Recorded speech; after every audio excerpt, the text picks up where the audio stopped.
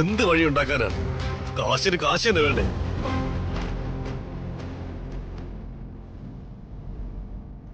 എടി, നിന്റെ കയ്യിലും കഴുത്തിലും കിടന്നെല്ലാം പണയം വെച്ചിട്ടും വിറ്റിട്ടും അല്ലേടി ഇത് തുടങ്ങിയത്?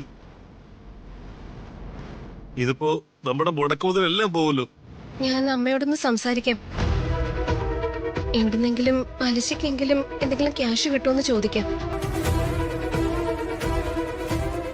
വേണ്ട, അവരെല്ലാം ഒന്നാമതേ ആകെ പ്രശ്നത്തിരിക്കുക. അറുതിയ മേഡത്തിന്റെ കാര്യത്തില് അവരാകെ വിഷമിച്ചിരിക്കുക.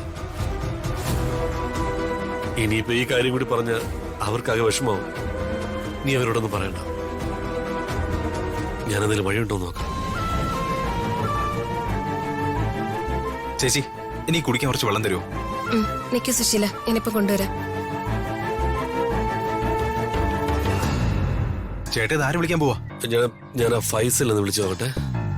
അവന്റെ കയ്യിൽ എന്തെങ്കിലും കാണുമെന്ന് ചോദിക്കാം. ഫൈസലേ, എടാ ഞാനാ ജയൻ. നീ സംഭവമൊക്കെ അറിഞ്ഞു കാണുമല്ലോ. എടാ, അത്യാവശ്യമായിട്ട് റോൾ ചെയ്യാൻ കുറച്ച് കാശ് വേണം. എടാ, നിന്റെ കയ്യിൽ എന്തെങ്കിലും ഇരിപ്പുണ്ടോ? 50,000. എടാ, 50,000 തികയില്ല. ഒരു 8 ലക്ഷം രൂപയെങ്കിലും വേണം. സുശീല, എടാ അവ 50,000 തരാന്ന് പറഞ്ഞിട്ടുണ്ട്. നീ അത് പോയി മേടിക്കേ. കിട്ടുന്നത് 50, 10 ഒക്കെ ആയി. എവിടെന്നെങ്കിലും അത്യാവശ്യത്തിനുള്ള കാശ് നമുക്ക് അവിടെ എത്തിക്കാം. ഇതാണ് പറ്റിയ അവസരം. ഈ അവസരം വിനിയോഗിച്ച ഋതികയ്ക്ക് വേണ്ടി വാദിക്കുന്ന ജയൻ ചേട്ടൻ ഇനി അങ്ങോട്ട് എന്റെ കൂടെ നിൽക്കും.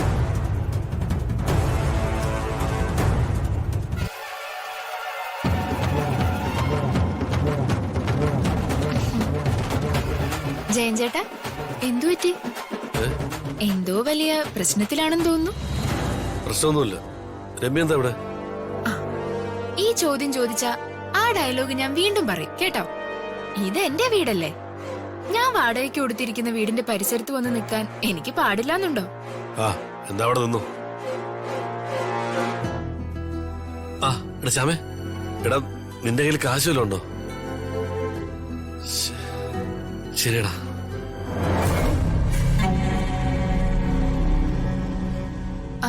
ജയൻ ചേട്ടന് കാശിന് എന്തോ അത്യാവശ്യം ഉണ്ടെന്ന് തോന്നുന്നല്ലോ. എത്ര രൂപയാ ജയൻ ചേട്ടാ? രമ്യ ഇതിൽ ഇടപെടണ്ട. അങ്ങനെ പറഞ്ഞ എങ്ങനെയാ ജയൻ ചേട്ടാ? ഒന്നുമില്ലെങ്കിലും ജയൻ ചേട്ടൻ എന്റെ സുഹൃത്തല്ലേ.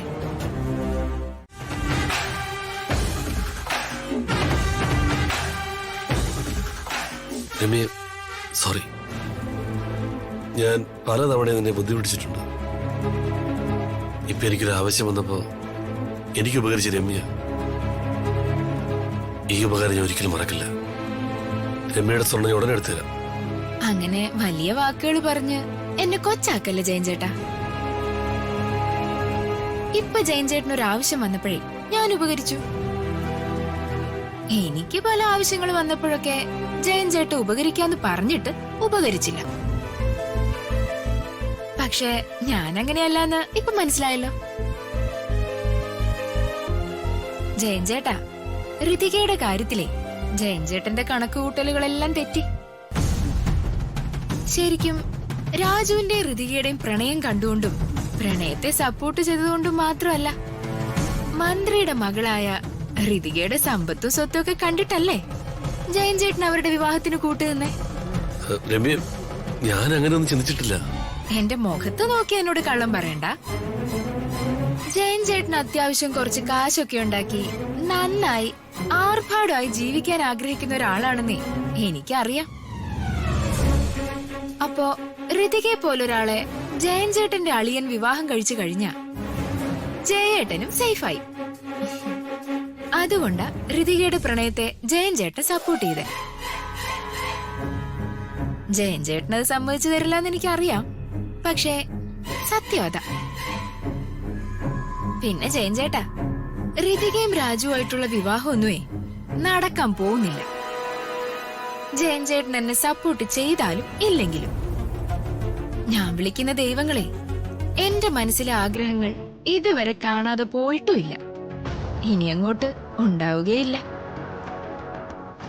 അതുകൊണ്ടേ ഇനി മന്ത്രിയുടെ വീട്ടിൽ നിന്ന് കിട്ടുന്ന സമ്പത്ത് വേണോ, അതോ രാജു രമ്യയെ വിവാഹം കഴിച്ച് രമ്യ തരുന്ന ലക്ഷ്യങ്ങൾ വേണോന്ന് ജയൻ ചേട്ടൻ തീരുമാനിക്കേ.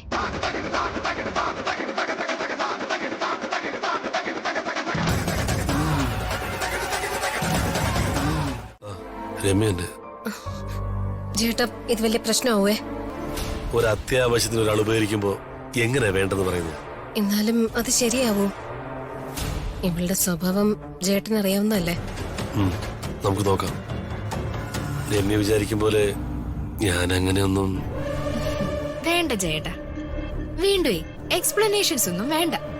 ഞാൻ പറഞ്ഞല്ലോ, എനിക്ക് പറയാനുള്ളത് ഞാൻ പറഞ്ഞു. ഇനി എന്താ വേണ്ടെന്ന് വെച്ചാ ജയേട്ടൻ തന്നെ തീരുമാനിച്ചോ. ഞാനിപ്പൊ കൊടുത്ത സ്വർണ്ണമൊന്നുമേ എനിക്ക് ചേട്ടൻ തിരിച്ചെടുത്ത് തരൂന്നും വേണ്ട. സുശീലേട്ടൻ അതെവിടെയാ പണയം വെച്ചെന്ന് എന്നോട് പറഞ്ഞാ മതി. അതെടുക്കാനുള്ള ക്യാഷ് ഞാൻ കൊടുക്കാം. ജയൻ ചേട്ടൻ ഇപ്പോ സാമ്പത്തികമായിട്ട് ബുദ്ധിമുട്ടി നിൽക്കുകയാണല്ലോ. ജയൻ ചേട്ടന്റെ ബുദ്ധിമുട്ടുകളെല്ലാം മാറട്ടെ.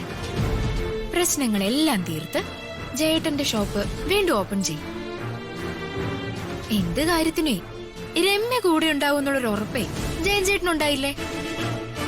അത് മുൻപോട്ട് ജയൻ ചേട്ടൻ കീപ്പ് ചെയ്തു പോയാ ജയൻ ചേട്ടനും പ്രിയ ചേച്ചിക്കും ജയൻ ചേട്ടന്റെ മകൾക്കും എല്ലാവർക്കും സന്തോഷമായി ആർഭാടത്തോടു കൂടി തന്നെ ജീവിക്കാം.